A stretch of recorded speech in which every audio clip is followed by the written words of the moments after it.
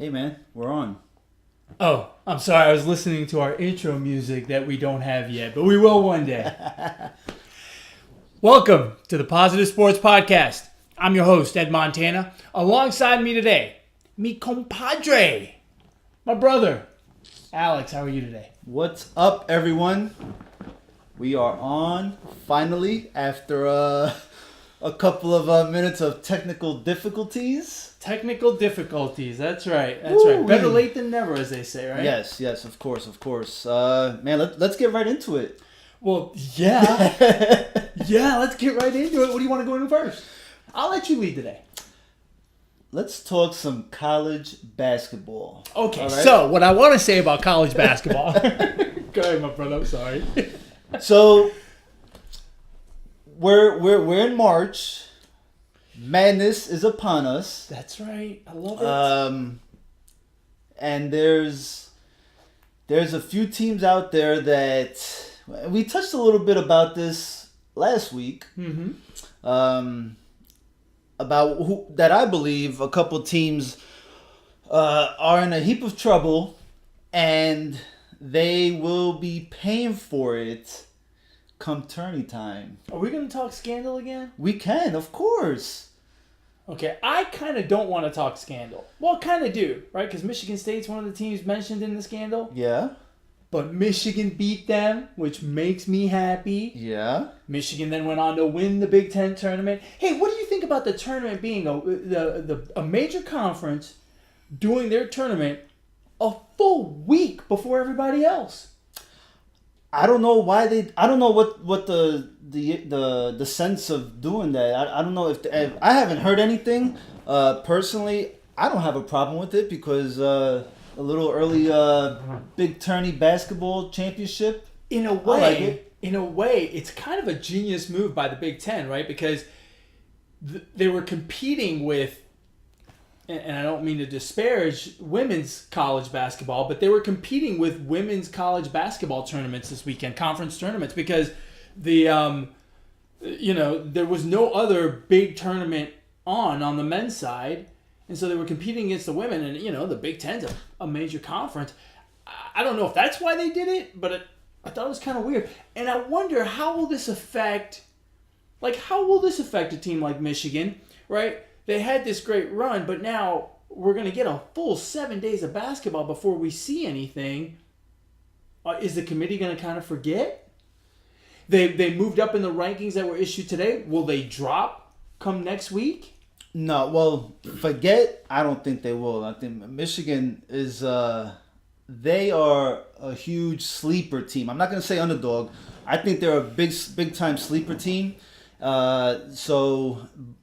But I don't know that will affect their seeding. I just hope that they've played themselves up past a 5 seed, right? Because everyone knows about the dreaded 5 seed. No one wants to be a 5 seed.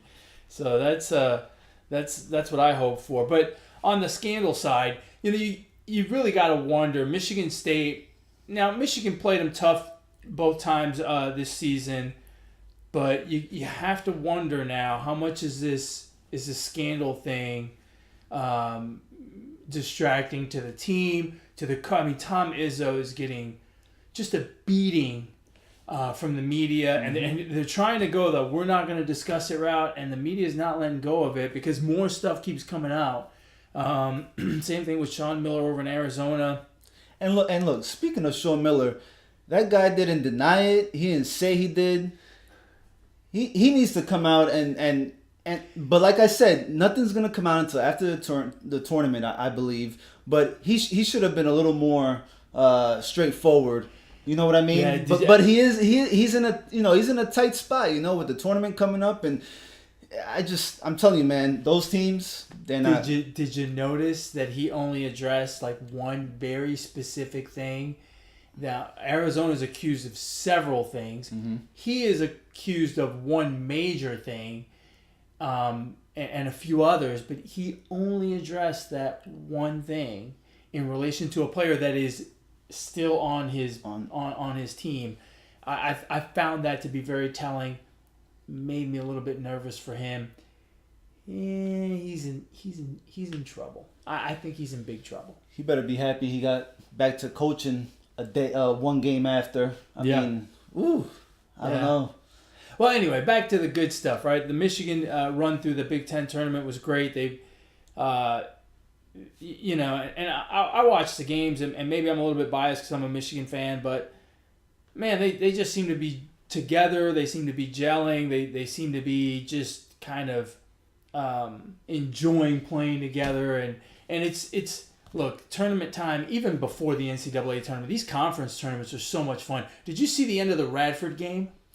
I saw the game-winning shot. That's about all I saw. I tell you what, even if you're not a basketball fan, just watch the last 4 minutes of these conference championship games. They're so much fun.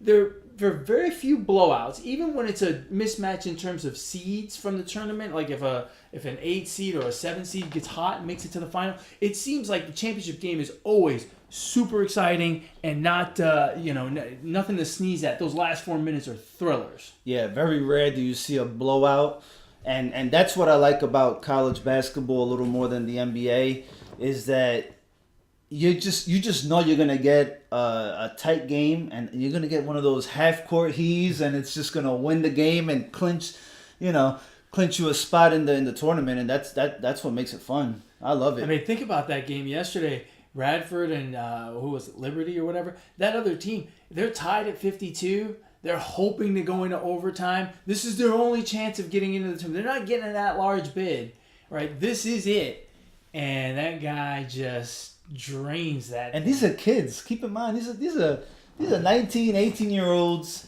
Well, at these smaller schools, it might be a 21-year-old. He might be a senior. Maybe.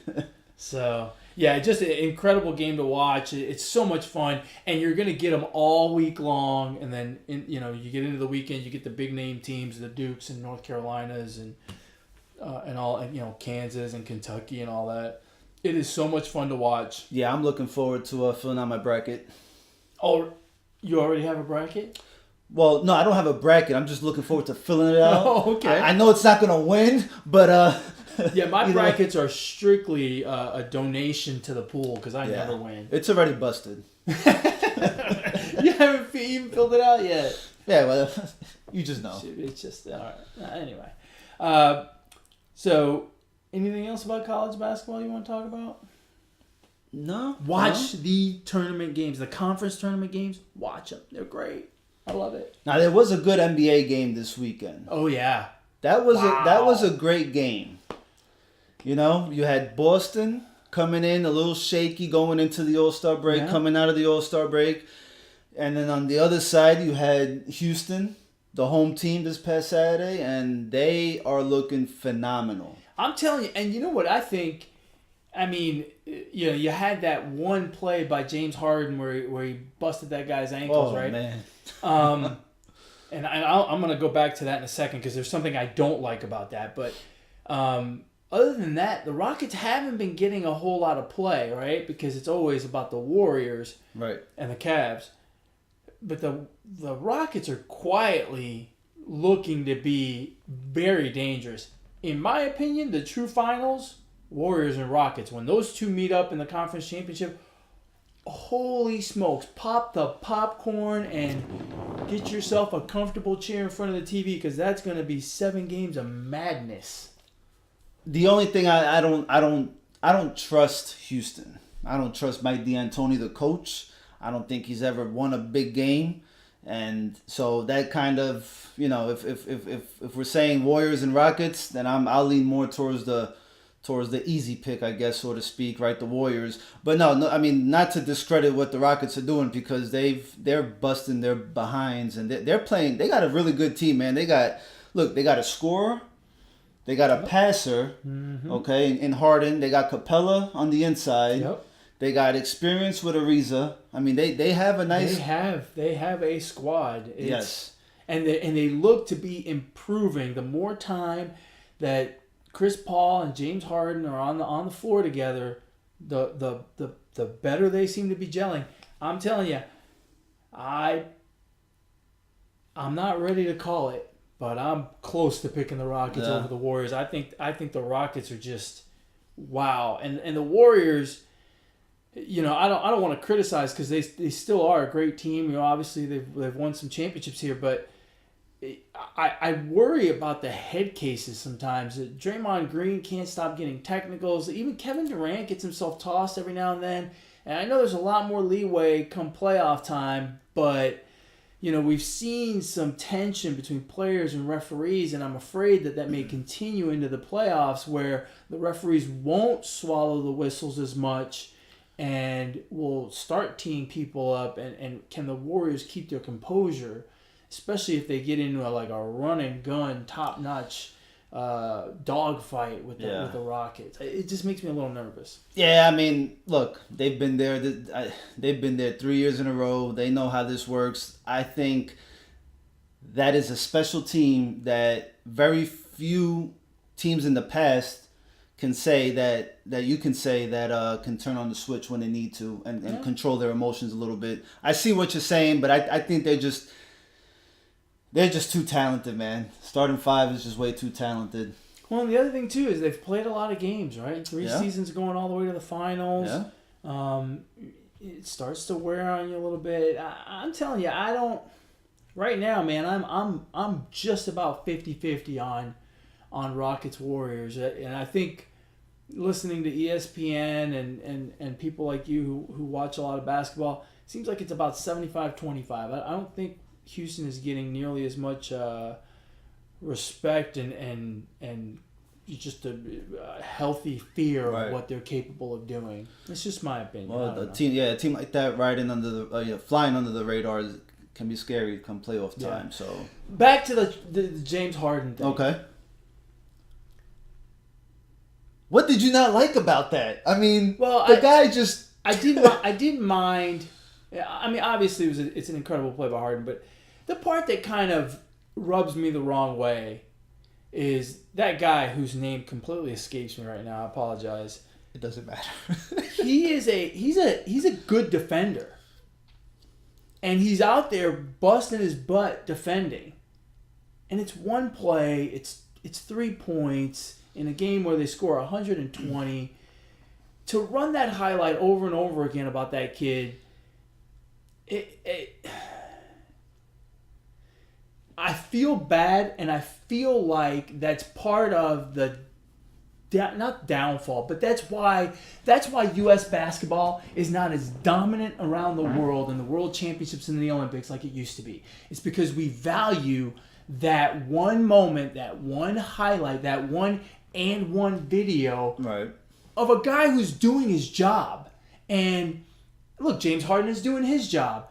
And that 3 points didn't win or lose the game. I feel bad that guy's getting blasted so hard. And I almost wonder if it doesn't make him say, I don't know that I want to play defense. I'll wait till the fourth quarter. If it's close, I'll play defense. Which is the argument against the NBA and the product that they're putting out there in the first place, right? Is that the games kind of don't matter. It doesn't matter until they don't really start playing until the fourth quarter. I just think it's bad to just bash on the guy as much as we have. It's a highlight. Let it go. It ran on SportsCenter for 4 days. It started comparing it to other broken ankle plays. It's too much. Well, it's all, you have to take into account, I think, the access to social media and the videos and the networks wanting to, get viewers or, whatever. I mean, yeah, I feel bad for the guy, but I mean, look, I blame his teammates, okay? Yes, James Harden crossed him up. You don't let him sit there for 5 seconds behind the 3-point line and let him make that three. You goaltend that thing. Yeah. Don't let him make the basket. That's a good point. That's a good point because James Harden is kind of smacking him in the face after he does it. I mean, you looked at him. You took 5 steps back that the refs didn't call a travel, by the way. What's a travel? It's when you take 100 or more steps. Oh, okay. I didn't know that was a rule. It might not exist in the NBA. In college, they've got a travel rule, but I didn't know they had one in the NBA. Yeah, well, But, yeah, I mean, the teammates should have, stepped up a little bit and, well, to the credit of the guy, he got back up and ran down the floor. And that's a good point. And you know what? Actually, you know what? One thing I didn't like was James Harden crossed him up, took 5 steps back, shot the 3-pointer, made it.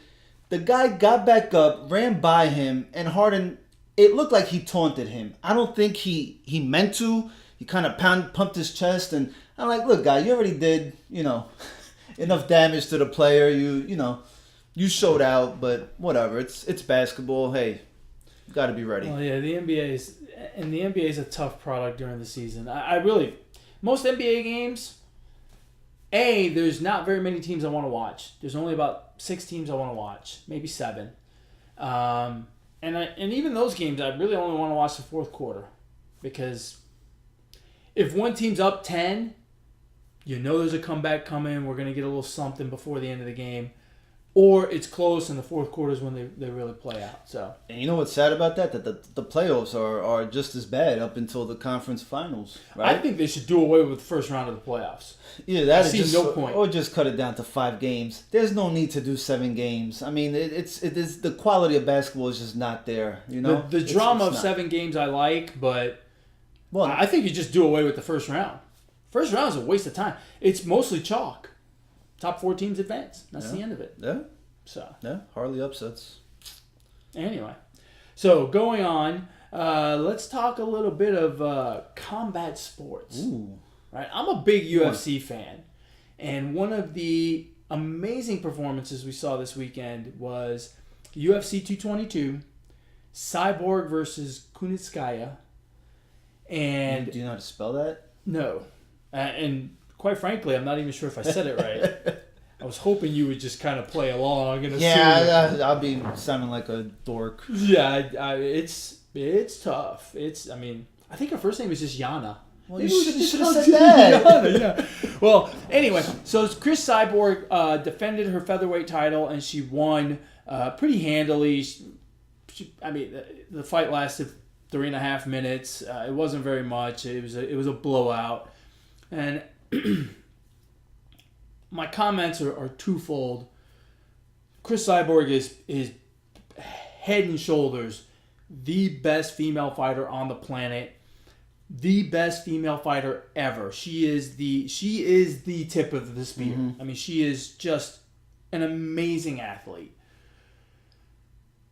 And I don't think there's anyone that's going to beat her until she decides she doesn't want to fight anymore. I mean, she trains nonstop. She took this fight on short notice. She's an incredible athlete. I met her one time. Wow. I mean, she is just an amazing athlete. My hat's off to her. Now, my criticism comes to the UFC. They've got this 145 division for Cyborg, and the only fights that they've had in the 145 division are the first fight to establish the belt between a gal by the name of Durandamy and Holly Holm, and then fights with Cyborg. Nothing else. So there have only been title fights. You got to build a division. Yeah, I mean, three fighters is not going to... Well, it's not even 3 fighters. It's really one fighter, right, and whoever they decide to put in front of her. Right. I mean, she's defended the belt. I think she's fought now 3 times or 4 times defending the belt. She won it. I think she won it off of... So the Durandamy lady, when she beat Holly Holm to establish the 145 division, she won. They told her she had to fight Cyborg. She said, here, you can have the belt. I'm going to go ahead and go back down to 135 where I belong. And then it was Cyborg, I think, against Tanya Evinger, and she won. And then she fought Holly Holm, and now this Kunitskaya lady. Hey, look, you cannot go. Surely there are more women out there that weigh 145 pounds and are willing to fight. And I mean, there's got to be There's no number 1 contender because there's no number 1 contender fight. It's insane. I don't know what the UFC is doing, but they have this dominant champion who has the backing of an entire country in Brazil, and they're not building a division. And I mean, don't get me wrong, she's gonna beat the crap out of everybody because she is the very best. But there's no interest in it, right? You're not a huge fight fan. You're not a huge UFC fan. But you're not going to be interested in Cyborg. You'd be interested in Cyborg if you knew who she was fighting, but you're never going to know who she's fighting because she's getting these one-off fights. It's just, maybe it's insane. There's just no females that that really want to fight in that that are in that weight class. There's probably no females that want to fight her. Well, then you can't. I don't blame them. I've seen Cyborg. I mean, I wouldn't want to fight her either. Hats off to her though. I mean, she's an incredible athlete. The other fight on the card, the co-main event, Brian Ortega versus Frankie Edgar. Frankie Edgar, longtime 145, not champion, but really top contender. Brian Ortega, young up-and-comer. Brian Ortega beat him in the first round, knocked him out. It was one of those fights where I was hoping it would go all 3 rounds. It would be really close. No one would get knocked out. No one would get really hurt. And one guy won because I love both of those guys. Mm-hmm. But Ortega just beat him. And the really cool thing here is we're talking about positive stuff here. Brian Ortega grew up in the streets in California. He's a positive role model. He started the Brian Ortega Foundation. This fight was basically to see who's going to fight the champion, who's Max Holloway. Brian Ortega is going to get that shot. He's establishing some scholarships and some programs around fitness in his area. Just a good guy, hardworking, trains hard, works hard, and now he's going to get a shot at the title after a very impressive win on Saturday. My hat's off to T-City. I mean, it was just a really good performance. The fight was like I said, 1 round, but that round was action packed. Both guys were really kind of giving it to each other back and forth, and that's pretty neat. He'll have a chance to get a shot at the title. Yeah, from another good dude, Max Holloway, who's another young guy. But yeah, what Ortega did, and just what he's doing outside of the cage is very, very impressive stuff. Very impressive, and just a good guy. My hat's off to him. Yeah, my favorite fight of the night actually did not come in the octagon. Mm-hmm. It came in the squared ring. We had 2 heavyweights, Deontay Wilder and Luis Ortiz. Good fight. It was a great fight. And you know what? I like it because boxing has not been in the forefront for quite some time, not even the heavyweight division. Yeah. And it looks like it's gaining some steam, and you got 4 heavyweights. So real quick, Luis Ortiz, Deontay Wilder. Was one fight. Anthony Parker and Anthony Joshua is going to be the other fight on the 31st of March. Right. Before Saturday's fight, between those 4 fighters, their record was 111-0 and 100 knockouts. Are you serious? Yes. I didn't realize that. Yes. Oh my goodness. Yes. So you had That's the only way they're going to lose is they fight each other. Yeah, might as well settle the score. Wow. Yep. Wow. So Luis Ortiz, a 38-year-old, he's a kind of heavy set, but I mean, he put up a great fight. Well, he had Wilder hurt there for a couple times. Man, listen, the first 4 rounds, they were giving it to Luis Ortiz. Yeah, that's kind of the way I saw it. And then I don't know if fatigue set in or if Wilder's shots. Actually, not if I know. Wilder's shots started getting in between those gloves and hitting Ortiz. It was Wilder has a very unique style of fighting. Okay, isn't it just like? Listen. It's like me closing my eyes, lowering my head, and just swinging my arms. Now, I'm not going to criticize the guy because whatever he's doing is working, right? Yeah. I'm not here to judge him, but he gets his shots through, and when he does, they it's a problem. It's a problem. It is a problem. So Deontay Wilder fought a great fight. He came back, and those 2 boxers. They both share a pretty neat story. They both of their daughters were born with some complications at birth. Who's this? Wilder and Ortiz. Okay. Yeah. So it was pretty cool that Wilder at the end of the fight mentioned that. He mentioned that in a pre-fight a couple weeks ago. So it was pretty cool that he kind of took note of that and shouted Ortiz out. So good sportsmanship. Yeah. But it was a great boxing match, and I can't wait to watch the the fight on the 31st. Joshua and Parker. Yeah, that'd be good. So I saw bits and pieces and of the Wilder fight. It was a little concerning that Ortiz got to him. It kind of makes me. I personally think I personally think that Anthony Joshua is when it's all said and done, I think he's going to be the man. And as I watched Wilder, and I've thought this before, I worry that Joshua will pick him apart, and I think we'll see Joshua pick apart Anthony Parker. Yeah, and I think he's going to do the same thing to Wilder. That's really my concern. And another guy that you didn't mention is Tyson Fury, which Tyson Fury I don't think is the greatest fighter in the world, but I do think technically he's good. So I think he could deal with Wilder and with Joshua. The problem with him is he's got to get his head on straight, right? Because that guy, he's got all kinds of issues and issues with depression, apparently some dabbling in drugs. I mean, there's issues there. Right. But if he gets his head on straight, he could, yikes. I mean, he's definitely a you know.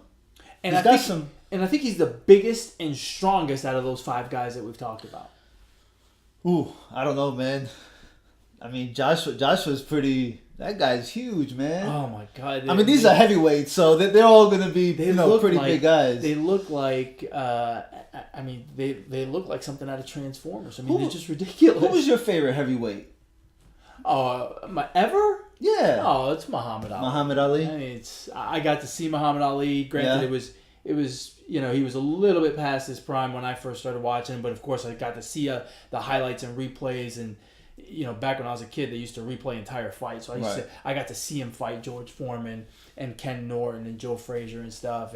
And the thing about Ali that was so fantastic was not, he was known really for his speed, but the sting of those punches, man, he would put it on people. It was impressive to watch. Something that now, and I think part of the reason why heavyweights are not as appealing as they used to be, is there is kind of no speed factor now. Now it seems like it's all power. Right. And these guys that we're talking about here, they have it in spades. Because good grief. Yeah, I would not dare to step in the ring with any of them. No, if I was 100 pounds heavier, I wouldn't dare to step into the ring with them. I mean, they're amazing athletes. And I mean, I've seen Anthony Joshua mess around with a soccer ball and stuff. I mean, that guy can move. Yeah. Which is amazing.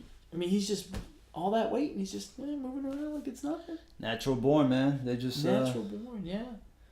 Speaking of soccer balls, a little bit here about soccer. Lionel Messi scored his 600th goal in the game. No, holy cow! Man, that would be a record. Huh? That would be. 600 goals in 90 minutes. That's one like every 15 seconds. No, in his career, he scored his 600th goal in Barcelona's win over the weekend. Now, is that with Barcelona and the select team and all that? That's all Barcelona. That's only with Barcelona. Yeah. Oh, gotcha. So, 600 goals with Barcelona. If you want to put that in perspective, in a game that does not have a whole lot of scoring, they play roughly 45 games a year, 45 to 50 games a year. Barcelona probably plays 50, right? Because they play their league games, then they play in these cups, they play in the European Championship. So it's probably about 50 games. And he plays all of them. Yeah. I mean, he doesn't, they don't sit him very often. They don't protect him. He's out there playing. So to put it in perspective, if he scored a goal in every single game he played in, that's 12 years of scoring a goal in every single game. And it's soccer. There are teams that go a month with 0-0 ties. You know what I mean? And it is truly incredible. He is just an amazing athlete. Yeah. Just a wizard. A wizard in the truest sense of the word. When you see what those guys do with a soccer ball, it's incredible to watch any of those guys mess around and practice and warm-ups. But he does it in the heat of a game, sometimes against 2, 3, 4 defenders at a time. He does it at top speed, which is just amazing to watch. And he's getting hammered every time he drives to the area. Oh yeah. I mean, he's getting pounded. They're sweeping his leg like Karate Kid. I mean, they're hurting the guy. And he's been doing it for a bit now. Right. I mean, he's not a flash in the pan. Obviously, 600 goals is not a flash, but this is a long, sustained period of really of excellence. And I'd be wrong to not mention Ronaldo, because in the soccer world, when you're talking about the very best players in the world, it's Messi and Cristiano Ronaldo, and it's 1 year Cristiano Ronaldo's a little bit better, 1 year Messi's a little bit better. And these two guys have been at that top level for a number of years. They've been sharing the player of the year back and forth between them, and there's no clear number one. There's no clear number two coming up behind them either. Right. They are just that far ahead. And there's other guys that are good, but I mean, they're not even in the conversation. Yeah. They talk about the player of the year. The FIFA has a player of the year award every year. They don't talk about anyone else. It's who's going to win, Messi or Ronaldo. Those two guys, and Ronaldo's got some ridiculous amount of goals as well. I don't know if it's 600 or whatever, but again, just amazing what those guys do and what they've done. Yeah, soccer's definitely gonna miss them when they hang them up. Yeah, and I mean, there's kind of a vacuum, right? It's kind of like when Jordan retired from the NBA, or when he started to decline and go play baseball and Wizards and stuff like that. There's kind of a vacuum of who is our best player going to be, until LeBron came around and obviously established himself. And honestly, I think we're going to have the same thing when LeBron leaves. I think, like with everything else, we don't appreciate greatness until it's gone. Right. And I think we're going to see it with LeBron as well. Well, hold on. You can't skip from Jordan to LeBron without mentioning Kobe Bryant. Kobe Bryant's he's an actor now. He's not. Oh, that's right. He was a horrible basketball player. Yeah, I mean, I don't remember him from basketball, but I do remember him from that piece that he did. Yes. That Oscar-winning. A short film. We should do a short film. What would we film about? Who cares? Just make it a real short film. As long as it's short, we can do 5 minutes. 5 minutes. We can do a 30-minute podcast. Surely we can do 5 minutes. Dude, I don't know about doing a short film. We could barely get the mic to start working on this thing. Don't tell everybody. Don't tell everybody. Hey, here's my question. This was on ESPN this morning. And to me, this is a no-brainer, but whatever. Which would you rather have? A championship in your sport, so you were a baseball guy when you were younger, a World Series championship, or an Oscar? That's a World Series.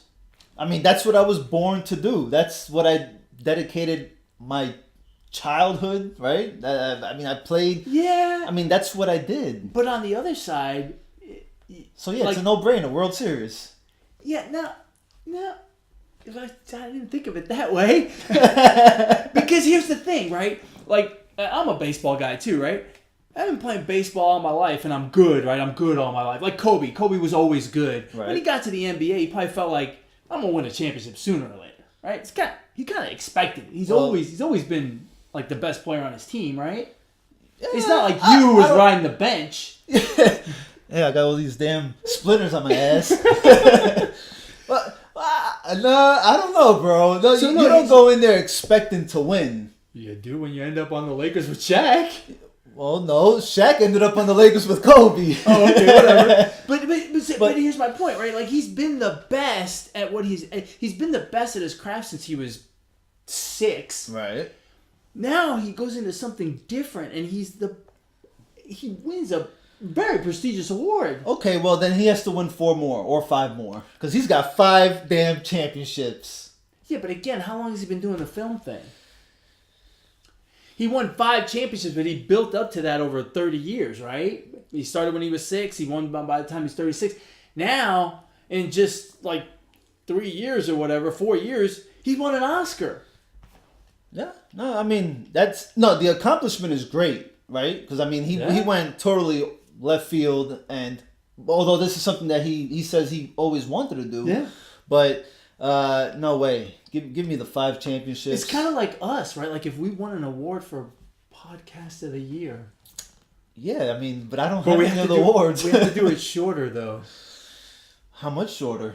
5 minutes. Well, I've got other awards. Like I won my YMCA soccer league one year. Oh yeah. There were 4 teams, and we won the champ. I didn't play much because No. I was kind of slow. Mm. Bad knees, right? So, but Did you actually I've play? won before. No, oh yeah, You I played. stood in the goal and just Oh, prayed. okay. And just took the shots to your head. Yeah. Please don't come over here. Nah, yeah, that was it was pretty cool. It's cool for Kobe. Yeah. Yeah. Give me the hardware, the rings. Do they get rings for winning Oscars or just No, that they trophy? get the guy. The guy? The guy. You don't get a ring? No. Or a jacket like the Hall of Fame? That's Like too if much. you win the Lifetime Achievement Award and get an Oscar, like the Lifetime Achievement Award in movies, you should get a jacket. Like Well, you should probably get a jacket, a ring, a crown, Well, you can't get a crown. and a trophy. Hey man, this is in England. We don't do kings and queens here. Yeah. So anyway, that's good stuff though. All right, we're back. We had another technical difficulty. We're using up all of our technical difficulties today. Pretty much. So, back to positive running. So, what I want to talk about with positive running is I want to talk about Roger Bannister.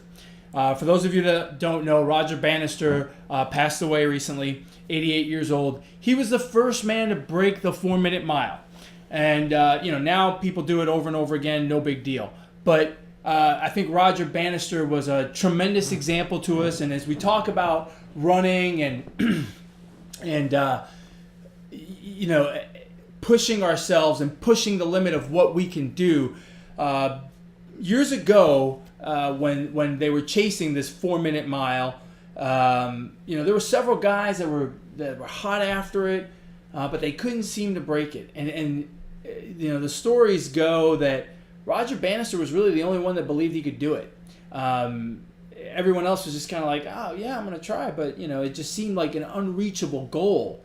And that's the way this running endeavor is for a lot of us. Regardless of what we're training for, regardless if it's our first time or our 56th time or 57th time, whatever it's going to be for me, whether it's a time goal or a distance goal, I'm going to run my first marathon, I'm going to run my first 10K in less than an hour, or whatever it is, we put that goal out there and it seems impossible at times. But again, the power of the mind, right? Roger Bannister had the power of the mind. He believed he could do it, and eventually he did. He became the first man to break the 4-minute mile. And so, with his recent passing, it certainly brought to mind for me that we can accomplish a lot of things if we just put our mind to it. And really, the only barriers to what we want to achieve, really, it's us. A lot of times, it's just ourselves. You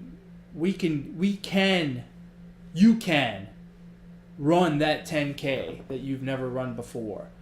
If you run a 10K and now you're training for a half marathon, which is almost twice as far. Actually, it's more than twice as far. You can do it. The only thing stopping you is you. You can achieve. You believe in yourself, and you will be amazed at what you can accomplish. For me, I've been struggling through my training here as I prepare for Boston. Boston is 6 weeks from today, and I've struggled in the last week. My body seems to be, I seem to have a few more aches and pains than normal, and I can't seem to be as fast as I want to be.